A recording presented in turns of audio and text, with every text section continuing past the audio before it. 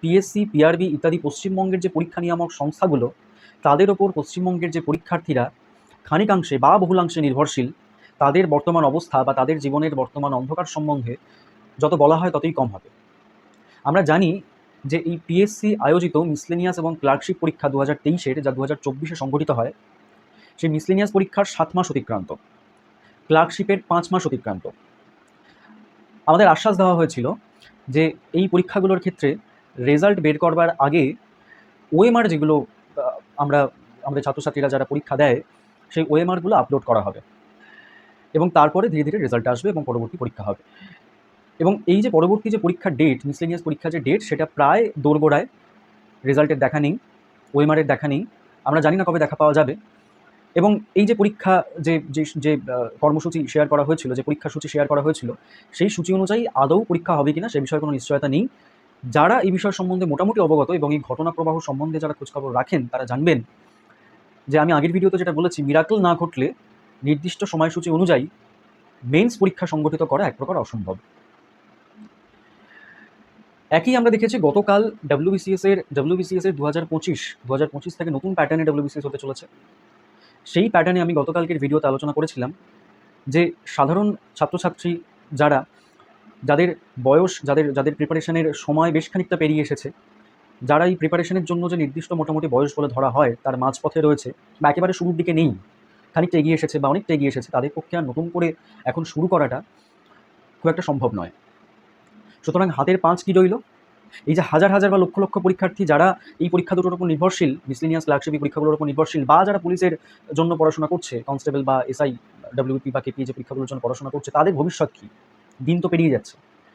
আমরা অনেকটা এই বিষয়টার সঙ্গে সাযুজ্য লক্ষ্য করতে পারছি। একই রকম একটা সিচুয়েশন আমরা লক্ষ্য করতে পারছি সেই কোভিডের মতো। সেখানে তাও একটা নিশ্চয়তা ছিল যে নিশ্চয়ই একদিন সব কেটে যাবে, সব ঠিক হয়ে যাবে, বা হয়তো নির্দিষ্ট সুরক্ষা যে ব্যবস্থা সেটা মেনে পরীক্ষা হবে। কিন্তু এখন যে অবস্থা, তাতে করে যে কী হবে সে বিষয়ে আমরা এখন নিশ্চিত নই। এমনকি যে অনগোয়িং প্রসেস, মিসলেনিয়াস ক্লার্কশিপের যে অনগোয়িং প্রসেস, অন্যান্য পরীক্ষাগুলোর যে অনগোয়িং প্রসেস, সেখানেও ওবিসি থাবা বসাবে কি না তা নিয়েও একটা অনিশ্চয়তার বাতাবরণ রয়েছে, ভিন্ন মতামত তা নিয়েও রয়েছে। এই প্রসঙ্গে বলি যে একটা সব কিছুরই একটা নির্দিষ্ট সীমারেখা থাকে, একটা সময়সীমা থাকে, তা অতিক্রম করে গেলে সেটা একটা সময় অসহ্য পর্যায়ে পৌঁছে যায়। অতএব তোমাদের যদি এই যে চাকরিগুলো, এই যে চাকরির পরীক্ষাগুলো দিচ্ছ, বা যেগুলোর জন্য তোমরা দিনরাত এক করে পড়াশোনা করছো, সেগুলো ঠিক সময় হওয়া, ঠিক সময় রেজাল্ট বেরোনো, ঠিক সময় জয়নিং, এগুলোর জন্য আশা করা যায় যে শুধুমাত্র পড়াশোনা নয়, পড়াশোনার বাইরে গিয়ে এগুলোর জন্য খানিকটা তাগিদ থাকবে বলে আশা করা যায়। এবং সেখান থেকেই প্রশ্ন তোলার প্রয়োজন রয়েছে যে এত দেরি করে সব কিছু কেন হচ্ছে। এতদিন হয়ে গেছে পরীক্ষা দিয়েছি, যে নির্দিষ্ট পরীক্ষাসূচি পরীক্ষা নিয়ামক সংস্থা নিজে প্রকাশ করেছে তা অনুযায়ী কেন হচ্ছে না, সেটা কেন ফলো করা হচ্ছে না, এই বিষয়গুলো নিয়ে প্রশ্ন করার অবকাশ রয়েছে। এবং তা নিয়েই গতকাল WBPSC anti corruption students unity group, এই গ্রুপের পক্ষ থেকে অগ্নিভ সরকার নামে একজন আমার সাথে যোগাযোগ করেন এবং তার কাছ থেকে আমি যেটা জানতে পারি যে আগামী সোমবার 28শে এপ্রিল বেলা 11টার সময় পিএসসির সামনে একটি জমায়েত বা একটি কর্মসূচির আয়োজন করা হয়েছে, যেখানে মূল দাবিগুলো কী কী থাকছে। 1 নম্বর হচ্ছে ক্লার্কশিপ মিসলেনিয়াস পরীক্ষার প্রিলিমিনারি পরীক্ষার রেজাল্ট ঠিকঠাক সময় বের করে মেন্স নেওয়া। শূন্যপদ ঠিকঠাকভাবে ঘোষণা করে বিধানসভা নির্বাচন আমরা জানি 2026-এ রয়েছে। এবং একটা জিনিস, মডেল কোড অফ কন্ডাক্ট সম্বন্ধে মোটামুটি সবাই অবহিত। সুতরাং সেই এমসিসি একবার বিধানসভা নির্বাচন চলে এলে, ডিপার্টমেন্টগুলো সবাই এই বিষয় নিয়ে ব্যস্ত হয়ে পড়লে এবং এমসিসি লাগু হয়ে গেলে, তারপরে একটা বেশ কিছুটা সময় এই পরীক্ষা ইত্যাদি বিষয়গুলো নিয়ে একটা ঢিলেঢালা মনোভাব থাকবে, তার কারণ প্রশাসন সেই সময় ইলেকশন নিয়ে ব্যস্ত হয়ে পড়ে। সুতরাং তার আগে সম্পন্ন করার কথা বলা হচ্ছে। ডাব্লিউবিসিএস এর কথা আমরা জানি যে 25-এর জন্য সিলেবাস এসে গেছে, এখনও পর্যন্ত 22 কমপ্লিট করে ওঠা সম্ভব হয়নি। 23 এখনও পর্যন্ত শুধু মেইনস হয়ে বসে আছে। 24 ইন্ডিকেটিভ অ্যাডভার্টাইজমেন্ট বেরিয়ে আর কিচ্ছু হয়নি। এমনকি ছাত্রছাত্রীদের মনে এই প্রশ্ন উঠতে শুরু করেছে যে একেবারে কি 24টাকে স্কিপ করে দিয়ে 23 থেকে ডাইরেক্ট 25-এর পরীক্ষা হবে? এমনও প্রশ্ন উঠছে অনিশ্চয়তার জায়গা থেকে। ওবিসি কেস নিয়ে একটা, যেটা একটু আগে বললাম যে একটা অনিশ্চয়তার বাতাবরণ রয়েছে এবং এটা নিয়ে ভিন্ন মত রয়েছে। একটা মহল থেকে আমরা যেটা নিয়মিতভাবে শুনতে পাচ্ছি যে যদিও আমরা লিগাল এক্সপার্ট নই, তবু আমরা শুনতে পাচ্ছি, লেম্যান হিসেবে আমরা শুনতে পাচ্ছি সেভাবে কোনো বাধা নেই।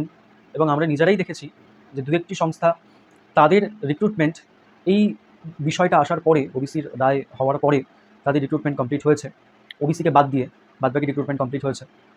আমরা সামনেই রিজার্ভেশন তো শুধুমাত্র চাকরি ক্ষেত্রে নয়, তার সাথে হায়ার এডুকেশনের রিজার্ভেশন থাকে। সামনেই আমরা দেখতে পাবো কলেজ ইউনিভার্সিটিতে অ্যাডমিশন হবে, তাহলে সেখানেও কি রিজার্ভেশনের জন্য বিষয়টা আটকে যাবে, এই প্রশ্নগুলো থাকছে। সুতরাং ওবিসির যে শিখণ্ডীটা রয়েছে সেটাকে অতিক্রম করে পরীক্ষার্থীদের কথা ভেবে ঠিক সময় পরীক্ষা নেওয়ার কথা, এবং শেষে হচ্ছে ওএমআর শিটগুলোর কার্বন কপি, তার সাথে ডেসক্রিপটিভ পরীক্ষার যে খাতা দেখা, সেখানে একটা নির্দিষ্ট পদ্ধতি মেনে খাতা দেখার কথা। এই বিষয়গুলো মূলত পরীক্ষা নিয়ামক সংস্থার কাছে জানানোর জন্য এবং তাদের কাছে এই প্রশ্নগুলো করার জন্য যাওয়ার যে ডাক দেওয়া হয়েছে, সেই বিষয়ে তোমাদের জানানোর জন্য আজকের এই ভিডিও। এবং এইখানে একটা শেষে কথা বলি যে ওএমআরের কার্বন কপিটা তো ভীষণভাবে গুরুত্বপূর্ণ, এবং সেটা যেটা বলা হয়েছে যে ওয়েবসাইটে আপলোড করা, এই বিষয়গুলো ভীষণভাবে গুরুত্বপূর্ণ। দুটি পরীক্ষার যেখানে যেই দুটো পরীক্ষার ওপর সর্বোচ্চ সংখ্যক পরীক্ষার্থীরা তারা নির্ভরশীল ছিল, সেই দুটি পরীক্ষার যথাক্রমে 7 মাস এবং 5 মাস পেরোনোর পরেও এখনও পর্যন্ত কোনো অগ্রগতি কেন আমরা জানতে পারছি না, সেই বিষয়টা নিয়ে প্রশ্ন তোলার প্রয়োজন রয়েছে। এবং সবথেকে বড় কথা, এই ডেসক্রিপটিভের কথা নিয়ে আমি আগেও বলেছি, ডেসক্রিপটিভের মার্কস 2019-এর যে ক্লার্কশিপ হয়েছিল সেখানে ডেসক্রিপটিভের মার্কস নিয়ে ভুরি ভুরি অভিযোগ মানুষের মধ্যে রয়েছে।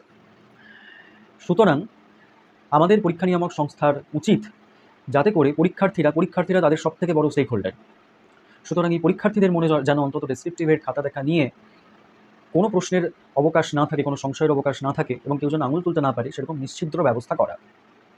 আমরা যখন WBCS এর জন্য ইউপিএসসির সিলেবাসকে ফলো করতে পারছি, তাহলে ইউপিএসসির মতো কেন আমরা নির্দিষ্ট সময়সীমার মধ্যে সমস্ত প্রসেস কমপ্লিট করতে পারবো না? এবং তার সাথে ডেসক্রিপটিভের জন্য আমি প্রথম থেকে যেটা বলে এসেছি, নর্মালাইজেশন বা ইউপিএসসি যেটা ফলো করে অলিখিতভাবে স্কেলিং প্রসেস, এর কথা আমি বারবার বলে এসেছি। যদি আমরা ইউপিএসসিকে সব দিক থেকে ফলো করি, তাহলে আমরা এই ডেসক্রিপটিভের খাতা দেখার জন্য কেন স্কেলিং প্রসেস ফলো করতে পারবো না? যেখানে ডেসক্রিপটিভের খাতা নিশ্চয়ই একটা হাত দিয়ে হাজার হাজার খাতা দেখা হবে না। যদি 40, 50 বা 60,000 ছাত্রছাত্রীকে পরীক্ষা দিতে ডাকা হয়, বা 80,000 ছাত্রছাত্রীকে মেইনস পরীক্ষা দিতে ডাকা হয় মিসলিনিয়াস বা ক্লার্কশিপের ক্ষেত্রে আমি মেইনলি বলছি, যেহেতু সেখানে ভ্যাকেন্সির পরিমাণ বেশি থাকবে বলে আশা করা যাচ্ছে, সেখানে অনেক পরীক্ষক খাতা দেখছেন এবং তাদের খুব স্বাভাবিকভাবেই যত ইনস্ট্রাকশন দেওয়া হোক, তাদের হাত থেকে 1 নম্বর, 2 নম্বরের বা 10 নম্বরের এদিক ওদিক হলেও, যেহেতু এটা ডেসক্রিপটিভ পেপার, এখানে নির্দিষ্টভাবে প্রেসক্রিপটিভ ওয়েতে কিছু মার্কস দেওয়া হয় না, সুতরাং তাদের মধ্যে একটা বিষয় থাকবেই যে কারোর হাত থেকে 2-4 নম্বর বেশি হতে পারে, কারোর হাত থেকে 2-4 নম্বর কম বেরোতে পারে। এবং এই পরীক্ষকদের হাত থেকে যে নম্বরগুলো বেরোচ্ছে, প্রতি পরীক্ষকের কাছে সর্বোচ্চ যে 10টি খাতা বা সর্বোচ্চ যে 10টি নম্বর প্রাপ্ত যে খাতা, তাদের একটা গড় করে সেই অনুযায়ী একটা নর্মালাইজেশন প্রসেস চালু করে ডেসক্রিপটিভের ক্ষেত্রে এই বিষয়টা মেনটেন করা উচিত বলে আমার মনে হয়, যদি না এই প্রসেস ব্যতি রেখে ডেসক্রিপটিভের খাতা ঠিকঠাক দেখা সম্ভব হয়। যদি প্রপার ইনস্ট্রাকশন মেনে নিশ্ছিদ্রভাবে এবং কোনো রকম সন্দেহের অবকাশ না ঘটিয়ে খাতা দেখা সম্ভব হয়, তাহলে তো অবশ্যই সেটা সাধুবাদযোগ্য। কিন্তু যদি তা সম্ভব না হয়, তাহলে অন্তত এই প্রসেসগুলো যেগুলো অন্যান্য সমতুল বা বৃহদাকার যে পরীক্ষা নিয়ামক সংস্থাগুলো তারা ফলো করছে, সেগুলো অন্তত ফলো করা উচিত। অতএব এই যে একটা মানে এক প্রকার, আমি বারবার বলি যে এটা তো শুধুমাত্র এই মাধ্যমিক উচ্চ মাধ্যমিক নয়, এটা আমাদের রুজি রুটির ব্যাপার। সুতরাং এই যে অর্জনটা, এই অর্জন করার পথেই যে বাধাগুলো এসে দাঁড়িয়ে রয়েছে, যে স্পিড ব্রেকারগুলো রয়েছে, সবটা এসে একটা জায়গায় যেন থেমে রয়েছে, এগুলোকে কাটিয়ে ওঠার তো প্রয়োজন রয়েছে। এই প্রয়োজন থেকেই আমার মনে হয় যারা এই পরীক্ষাগুলোর সাথে, মানে এই পরীক্ষাগুলোর ওপর খানিকাংশে হোক বা অনেকাংশে হোক নির্ভরশীল, আমার মনে হয় তাদের সকলের এই তাগিদটা বোধ করা প্রয়োজন যে শুধুমাত্র পরীক্ষার অপেক্ষায় থাকলে হবে না, প্রশ্নটাও তার সাথে করতে হবে। তোমার তো শুধু একটাই সিট লাগবে, এই ভরসায় বসে থেকে আমার প্রশ্ন হচ্ছে, আমার না হয় একটা সিট লাগবে, কিন্তু এই একটা সিট আমি কবে পাবো? মানে এই একটা সিটের জন্য আমি আর কতদিন অপেক্ষা করব? এটাও তো একটা প্রশ্ন।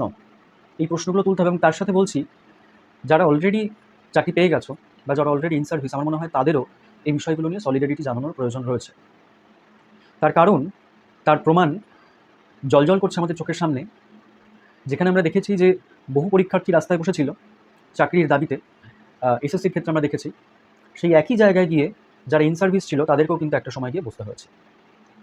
সুতরাং আমার মনে হয় এটা সলিডারিটির সময়।